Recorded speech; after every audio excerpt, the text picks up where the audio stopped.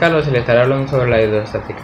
¿Qué es la hidrostática? La hidrostática es la rama de la hidráulica que estudia los fenómenos asociados a los fluidos que se encuentran confinados en algún tipo de contenedor. Ahora, hablando científicamente, el principio de la hidrostática indica que la diferencia de presión entre dos puntos de un mismo líquido es igual al producto del peso específico del líquido determinado por la diferencia de los niveles.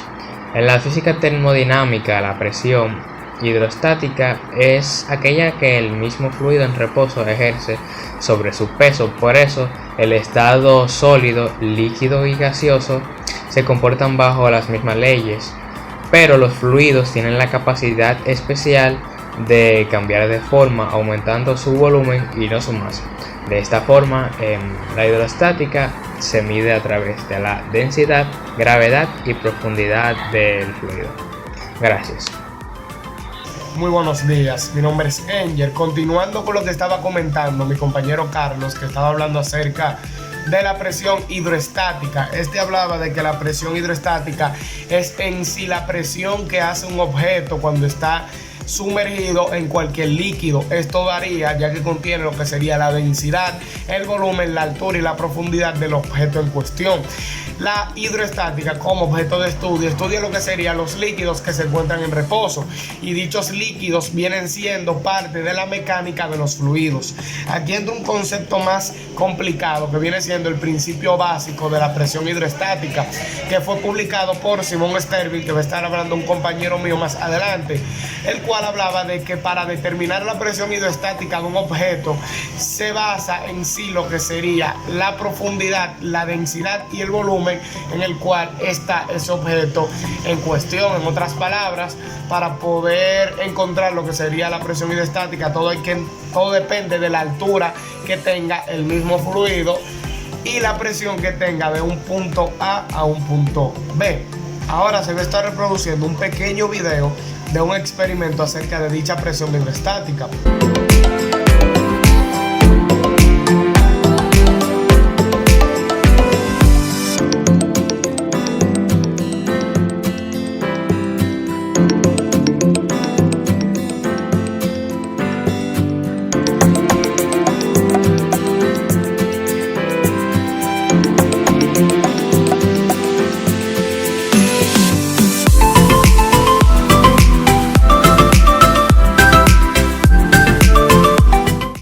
Acaban de ver, la explicación física de que tiene es un poco compleja, ya que contiene muchas fórmulas, la cual yo entiendo que son un poco necesarias para entender el punto principal de dicho experimento. Esto sucede gracias a la paradoja hidroestática publicada por Simon Sterling, la cual dice de que la presión de un líquido depende de la forma del recipiente en el cual se encuentra. Entonces esto simplemente pasa por la altura que tiene la columna del líquido, el cual se ve en el video que acabo de presentar. En pocas palabras, el líquido en cuestión se queda a la misma altura debido a la forma del recipiente y la densidad del líquido en cuestión. Esto genera lo que sería dicha presión hidroestática y hace de que se mantenga al mismo volumen tanto de un recipiente de otro, aunque los dos recipientes sean de una manera diferente. Muy buenos días a todos, mi nombre es Oriandy Raposo y en el día de hoy les estaré hablando sobre la biografía de Simon Sterling. En la historia de las matemáticas, Sterling fue muy conocido como uno de los primeros expositores de la teoría de las fracciones decimales, un tema que se ha tratado bastante en nuestra clase de la profesora Angelis. En la historia de la física se le conoce más por sus contribuciones a lo que son la estática e hidroestática. Entre los eruditos de su tiempo, entre todas esas personas que se destacaban, él fue conocido por sus trabajos sobre ingeniería matemática, ingeniería militar, entre otros tipos de ingeniería. Sus contemporáneos le conocieron por la invención de un carruaje con velas, que cargando con 28 personas se movía a una velocidad superior a la de un caballo. O sea, era algo impresionante. Como bien le decía, en su época la reputación de Sterling se debió principalmente a sus tipos de ingenierías que que a él le gustaba mucho inventar lo que eran vehículos, aeronaves, barcos, lo que sea. Todo vehículo terrestre impulsado por velas o que transportaba personas. A él le encantaba construir estos tipos de vehículos. En torno al 1600, Stevin realizó en una playa, no me acuerdo el nombre, hizo una demostración ante un príncipe de un barco hecho por él, que corría a 80 kilómetros por hora y que tenía la capacidad de llevar a 25 personas dentro de él, algo que en ese entonces era impresionante, casi imposible. Pero en fin, Simon Stevin se destacó en muchísimas ramas, que si me pongo a detallar cada una de ellas no termino en el día de hoy, pero voy a finalizar con lo que es la física. En la física él se destacó por sus contribuciones en el campo de la estática, la hidroestática, las magnitudes, los fluidos de un cuerpo y todo lo que tenga que ver o estar relacionado con esto. Pero algo de lo más sorprendente que él descubrió fue diferenciar entre un equilibrio estable e inestable. O sea, él encontró la diferencia y le puso nombre, que es lo que hoy en día conocemos como equilibrio y desequilibrio mediante un plano inclinado. Así que esto fue todo por hoy. Espero que les haya gustado mi exposición y nos vemos luego. Muy buenos días, mi nombre es Sally Sillén y yo le voy a estar hablando acerca de los vasos comunicantes. Los vasos comunicantes es el nombre que recibe un conjunto de recipientes comunicados por su parte inferior, superior o lateral y que contienen un líquido homogéneo. Se observa que cuando el líquido está en reposo alcanza el mismo nivel en todos los recipientes, sin incluir la forma y volumen de estos. Cuando sumamos cierta cantidad de líquido adicional, este se desplaza hasta alcanzar un nuevo nivel de equilibrio, el mismo en todos los recipientes. Sucede lo mismo cuando inclinamos los vasos. Aunque cambie la posición de los vasos, el líquido siempre alcanza el mismo nivel. Esto se debe a que la presión atmosférica y la gravedad son constantes en cada recipiente. Por lo tanto, la presión hidrostática a una profundidad dada es siempre la misma, sin influir su geometría ni el tipo de líquido. En el libro Neumática, escrito por Filón en el siglo III a.C., mediante una serie de experimentos, estableció nociones sobre el equilibrio de los líquidos contenidos en vasos comunicantes o el principio de sifón. Gracias.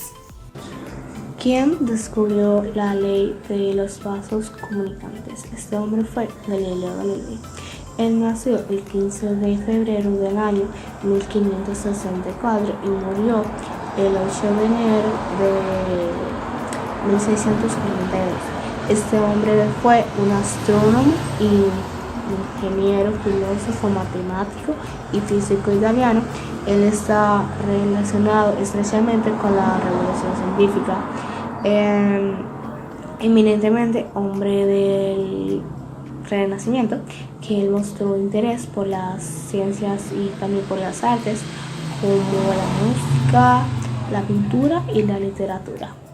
Unos de sus logros incluyen la mejora del telescopio, la gran variedad de las observaciones astronómicas, la primera ley del movimiento y un apoyo determinante a la revolución de Copérnico.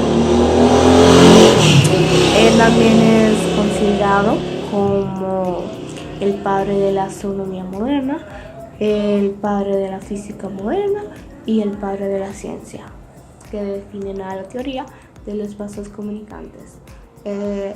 Cuando echamos un mismo líquido dentro de diversos recipientes, estos son conectados entre sí. Y también incluso si tienen distinta forma y tamaño, y la altura que alcanza es la misma en todos ellos. En cambio, cuando los vasos comunicantes contienen fluidos diferentes que no se mezclan homogéneamente, el más denso llena el tubo de comunicación y las alturas del resto de los recipientes resultan inversamente proporcionados a las densidades a las densidades de los líquidos. ¿Qué es el tubo en forma de U y quién lo inventó?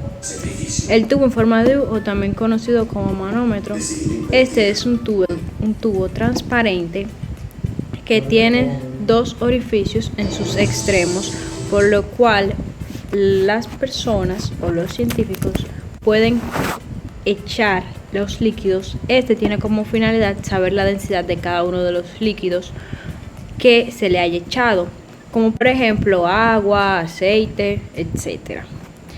Este fue inventado en el 1849 por Eugen Bourdon. ¿A qué se utilizan los tubos en U? Los tubos en U se utilizan para encontrar la densidad de un líquido desconocido a partir de la densidad de un líquido que sí conocemos. Se considera un nivel indicado por la superficie que separa los dos líquidos invisibles que corta ambas ramas a la misma altura en un mismo nivel. Si echaríamos un solo líquido, ya sea agua, aceite, en el recipiente, sus dos extremos estarían al mismo nivel según el principio fundamental de la hidrostática. La superficie de arriba queda en contacto con el aire en ambos extremos o ambos fluidos si es que hay dos, ejerciendo presión atmosférica, que es la que hace presión natural en los dos líquidos, la cual hace posible lo que serían los cálculos del líquido desconocido, marcados así como variable de líquido 1 y variable de líquido 2, si más no recuerdo, el cual sus cálculos pues son variable de presión 1 es igual a variable de presión 2. Aplicando entonces el principio general de la hidrostática, en ambas columnas tenemos densidad de fluido 1 por variación de entalpía 1, que es igual a densidad del fluido 2 por variación de entalpía 2, que eso es como una P y lo otro es un triángulo con una H y una O. Y también tenemos una I, que sería la presión en fluido 1 por variación de entalpía 1, que es igual a la 2, que es a presión de fluido 2 por variación de entalpía 2. Que con esto es que es posible con medir la altura se puede conocer la densidad de aquel líquido el cual no se conoce su densidad, valga la redundancia. Gracias.